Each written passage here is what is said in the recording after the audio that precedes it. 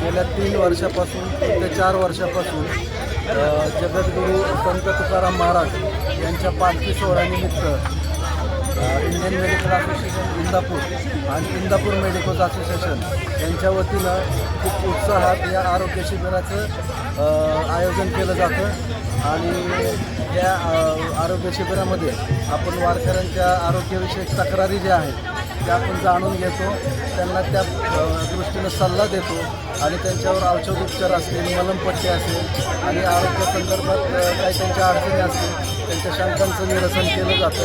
अतिशय उत्साहात आमचे सगळे मेंबर्स या कार्यक्रमात सहभागी होतात आणि याने आम्हाला एक वेगळाच आनंद मिळतो, एक वेगळी ऊर्जा मिळते आणि खूप एनर्जी आल्यासारखं आम्हाला वाटतं आणि ह्या शिबिरासाठी कोकणी ग्रामस्थांचं आम्हाला नेहमीच सहकार्य लाभत असतं।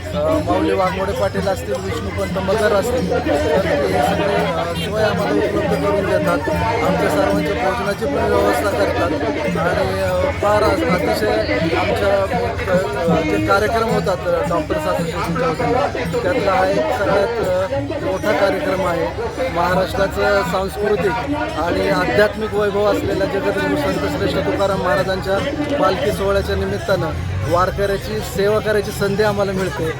त्या म्हणजे आम्हाला ईश्वराचीच विठ्ठलाचीच सेवा करायची आम्हाला संधी मिळते। ईश्वर चरणी आमची एक भक्तीची समिधा म्हणा अशी आमची भावना या वारीनिमित्त असते आणि आमच्या दैनंदिन जीवनात आम्ही रोज आमचे प्रॅक्टिस करत असतो, पण एक आगळा वेगळा आनंद, एक आत्मिक आनंद आम्हाला या निमित्ताने मिळतो। त्याबद्दल समस्त गोखळे ग्रामस्थांचे मी धन्यवाद मानतो।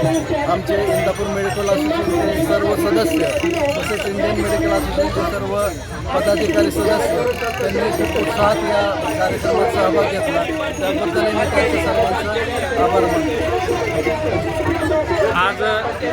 आज जी सेवा तुम्ही केली तर तुम्हाला कसं वाटलं?